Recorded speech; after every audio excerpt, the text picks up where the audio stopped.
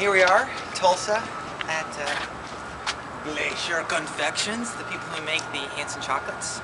And to be honest, the reason we like making Hanson chocolates is because they're just that good. But we wanted to show you guys how they're made. It's all super handmade.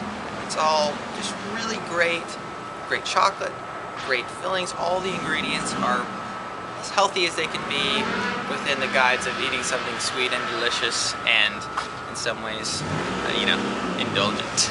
So, let's go.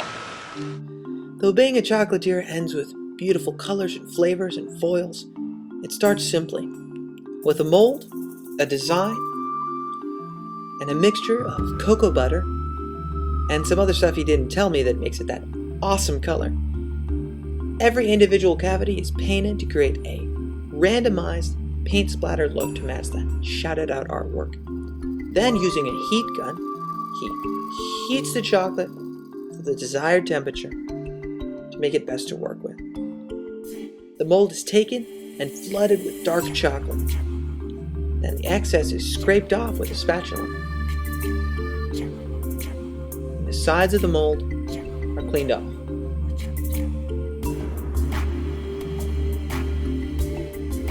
Next, the chocolate is moved to a vibration table to remove air bubbles from the inside of the chocolate. The process is repeated until you have the desired amount of molds.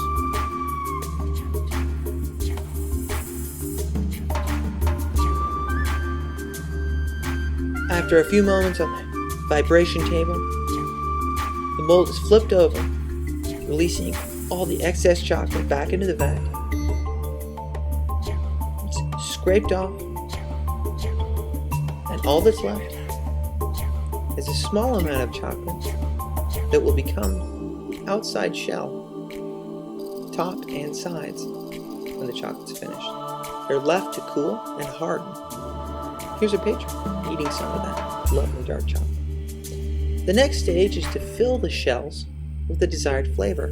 In this case, rock and roll razor blade, inspired by Hanson's song Rock and Roll Razor Blade, which is confusingly similar. The shells are filled almost to the top, but leave just enough room to create a good seal with the bottom of the chocolate, which is part of the next stage. The chocolatier goes back, double checking each mold to make sure there's enough room, shaking the molds to even out the surface and smooth out the filling.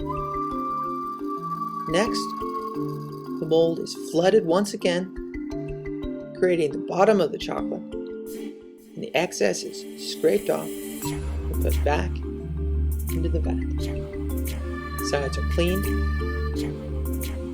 We are almost done. The chocolates are put in the refrigerator to cool for roughly 10 minutes. And now it's time to remove them from the mold and get them ready to eat. The top of the mold is taken off. Next, the plastic that holds the transfer of the desired design. In this case, those beautiful round Hanson logos. Now a new member of the team is brought in to finalize the process. It's Zach Hanson. Yes, a musician, and he does have a purpose.